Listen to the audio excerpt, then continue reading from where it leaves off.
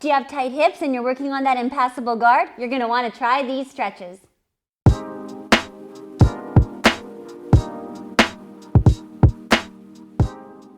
Welcome back to our channel. If you're new here, make sure that you hit that subscribe button and ring that notification bell so that you don't miss out on any of our videos.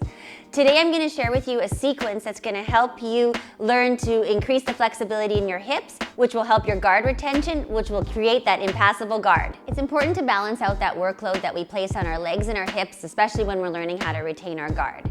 In this video, I'm going to show you the lizard pose, and then stay tuned for the next video where I'm going to add to this sequence, helping you keep your hips flexible as well as keeping the legs from getting too tight.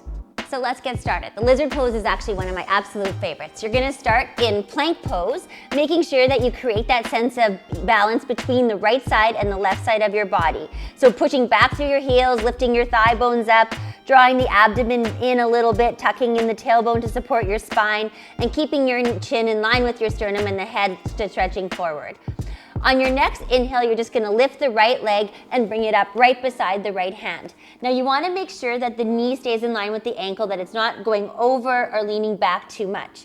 Keep the left leg stretching back, and this is your first phase right here. So we'll stay here for 5 to 10 breaths, getting that really nice long stretch to the back of the leg and starting to open up the hip to the side a little bit here.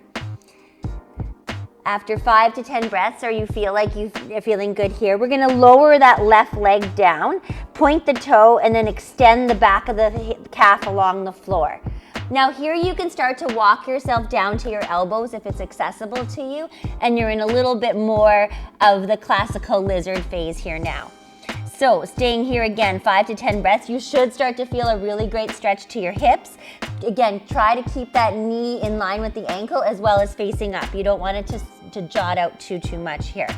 Now if you're feeling great and you want to move into the third phase, you can start to bend that left knee so that the foot comes towards the hip, and then reaching back with your right hand to grab the foot here. Now this is the more classical lizard pose, maybe not for the beginner, but something to work towards. And then once you've held that for 5 to 10 breaths, we'll just release by drawing yourself back, bringing this toe towards your head, and then just sitting back with a nice straight leg. Now you can just stay upright here, or if you want, you can start bringing your hips down and allowing this foot to come out to the outside of your hip. So you'd be more in a half virasana, half hero pose. And then again, we can start to bend forward as much as your legs will allow you to go. So as you walk your hands forward, try to draw that chin above your toes, drawing the toes back, and then after a few breaths, releasing down and letting the head move more towards the knee. And this should be a nice stretch to the back of the leg, still a nice release from the lizard pose, and then you can inhale and come back up. Make sure that you repeat it on the other side and enjoy this pose. So that was part one of a sequence that I like to do every single day to make sure that my hips keep flexible and that my guard retention stays on point. If you found any value in that video, make sure that you hit the like button and share it with your friends. Stay tuned next week and I'll be going through part 2 of this great series. Thanks for watching.